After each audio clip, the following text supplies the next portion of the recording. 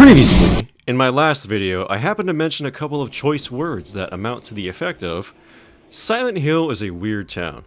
Why is it a weird town? Cause fog and shit, dude, and scary motherfucking JCPenney's mannequins and shit, and holes in walls, and Comic Sans, and Eddie and Angela. The way that I've always understood Silent Hill and the continuity of the series is that it's a real place with its own cursed history, obviously, but that its influence as a bizarre, cursed, otherworldly town goes beyond itself and into the eye of the beholder, the latter of which is more easily observable, particularly in Silent Hill 2. Some will tell you that the cult is the true plot of Silent Hill, while others will tell you it's less about the cult and more about the characters' relationships with specific characters of the cult.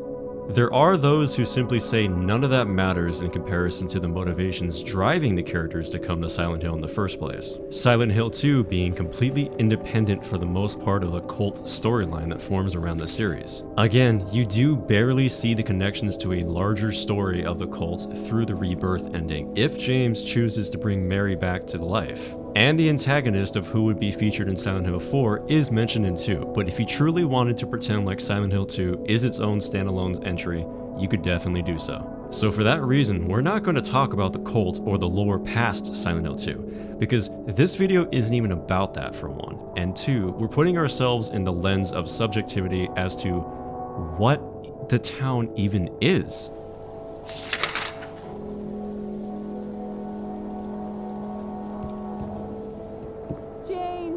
To the characters, and to ourselves.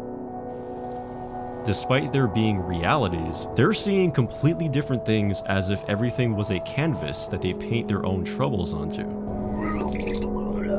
You're not friends with that red pyramid.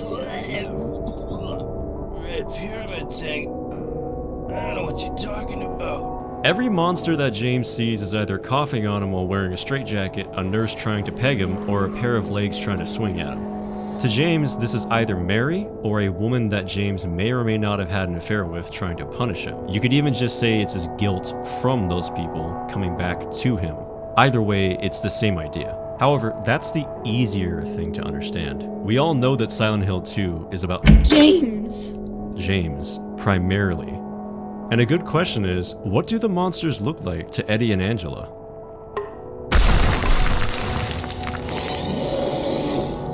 He was like this when I got here. Who's that dead guy in the kitchen? I didn't do it. I swear I didn't kill anybody. Since Silent Hill 2 is largely James's side of the whole thing, we don't get any glimpses into Eddie's reality. Except, why does James see football posters in the room Eddie's in? And remember, Eddie's not from Silent Hill. He doesn't live there. What, James? I'm not even from here. Those football posters don't belong to me, man. And why is James's comment as well as being able to see it? The thing is, it's rather unusually dismissive when you consider the fact that this is the first time James has met Eddie. It's rather unusual in general just to fucking meet someone for the first time, especially in a situation like that. And your comments on everything around them is just, I couldn't care less about this. And since it's in direct relation to the posters, which I assume is supposed to be Eddie's side of things, it's just rather unusually dismissive. Moving on with Angela, it's strange to me how later in the game, as if it weren't made clear, there are 3 graves in the Silent Hill Historical Society underground. Each of them is named after James, Eddie, and Angela, and it genuinely does seem like there's a bit of some kind of Buddhist tier philosophy going on where their town is observing the redemption of those who are drawn to it, and overseeing their process. James can only go into his own grave, going all the way down the stairs leading beneath it, and if we take a sort of I'm the doctor, let's get you your monthly checkup, my homeboy approach, the times we do see Eddie and Angela relative to where James is in the story varies and seems to mean something, at least to me. The first person we meet is Angela back at the graveyard. We're introduced to Eddie in the apartments and check in again with Angela in the same place. In the hospital, we don't see Eddie and Angela at all. This does make some sense from a writing perspective considering a hospital isn't relevant to either of their struggles, but that's why we see Laura. We see Eddie in prison beneath the Historical Society and Angela in the labyrinth. They've both gotten worse in their own struggles to come to terms with what they did, and it's no surprise to find that at best, they acted as foils and clues to James about his role in killing Mary, not too unlike the role that Maria is given. Yeah, there is. right through there. In Angela's boss battle, I was always wondering why it was that her boss battle, if you think about it, was actually stolen away from her and used as one for James. James did save her from who she was perceiving as a subhuman scumbag father. Yet, if you look at the big picture, James coming to her rescue and fighting it for her may have actually done more harm than good. Liar! I know about you. You didn't want her around anymore.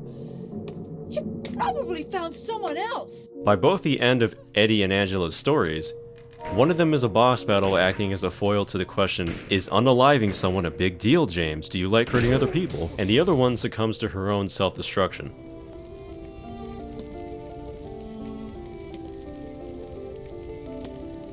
It's hot as hell in here.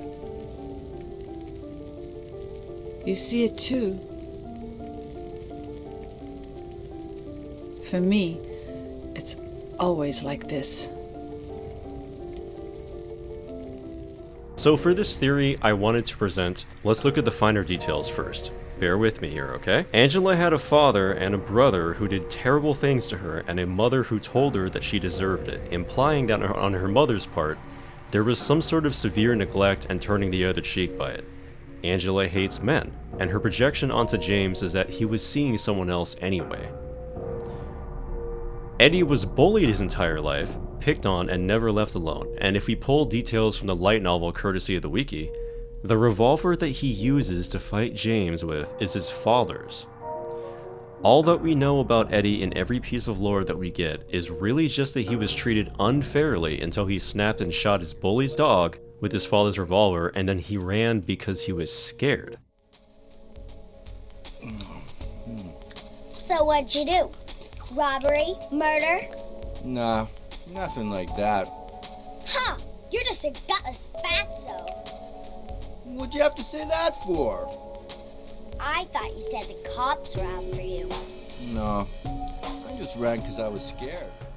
To me, there's this idea that an unmentioned aspect of what could have saved Eddie was the only other person in the story that is mentioned in his background: his father. If Eddie was able to take his father's gun like that, that implies that there was a lot of neglect and isolation, like his parents were there but ignored his struggles. Struggles similar to how a father would perceive his sons. Like when James commented on Eddie's posters and graffiti. Now bear with me here. There are undertones to James's story that he was sexually repressed because of Mary's suffering. And with that, it's what Maria's whole characterization is. She is the manifestation of who he wanted through Mary, but she's a Mary 2.0. She is an ideal version of Mary that James wanted. If you go further into the DLC, the story also makes it pretty clear that Maria is one part James's manifestation, and a direct manifestation of the town itself, born from a wish, not too unlike Pyramid Head. Maria is presented as openly sexual. There are hints that she's connected to Heaven's Night, a stripper joint possibly working there, and maybe this is just me, but I kinda look at Maria the way you look at a deadbeat mother to look like if she had kids. The type to be present as a mother, but look away out of fear and complex contempt. If some kind of domestic abuse happened, I get this idea looking at Maria that she would turn the other cheek as well. Now, do you see where I'm going with this? Eddie and Angela are James and alternatively Mary and Maria's children. My headcanon goes like this.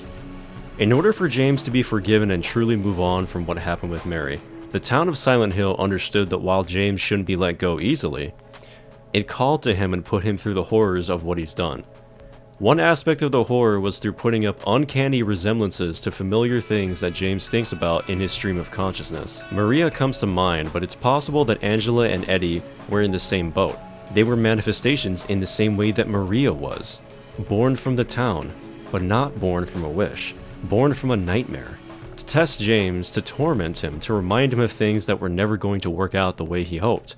One thing central to a man in James's position is the question of having children with the woman you love. Have you ever tried doing something and giving it a real college try, like actually trying so hard you start sweating and everything, only to suck at it miserably, and then someone says to you, oh, it was never going to work out anyway? That's what the relationship between James and Angela and Eddie and the twins is all about, according to Silent Hill. The town of Silent Hill is telling James by the end of the game, James, it was meant to be that horrifically putting Mary out like a light, albeit a dying light, like that with a pillow was going to happen, and not many people in your situation would have done better. You're not a terrible person, but you've got some serious redemption and proof that you deserve a second chance. You may have unalived Mary, but the alternative, if you had gotten what you wanted and Mary never had that disease, James, was that you would have ended up being a horrible father. One of the worst, in fact. Your son would eventually end up snapping from all the neglect. You would do evil things to your daughter, with your son involved, and if Mary was anything like Maria like you wanted, she definitely would have enabled you to do some messed up things, but end up complicit in all of it. That's what your future with Mary being alive would have been like, James. This is what you would have done, James. And that's why the Leave ending is canon in my mind. James going through everything the town throws at him, coming to terms with it, and then leaves with someone who was fortunate enough to also get a second chance. Laura. So there you have it. That's my headcanon theory for why I think that James is the father of Angela and Eddie. Man, this video took so long to make, surprisingly. I thought I'd have it done in like 2 days, but it's taking a little bit more than that. So, remember to like and subscribe if you want to see some more like this, guys. I got work in the morning once again.